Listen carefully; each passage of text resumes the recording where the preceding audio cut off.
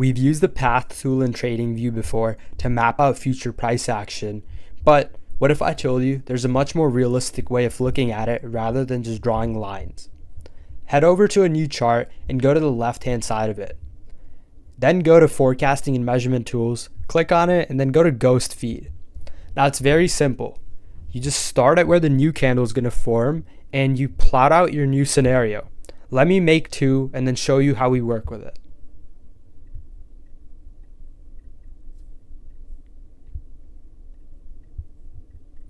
Awesome.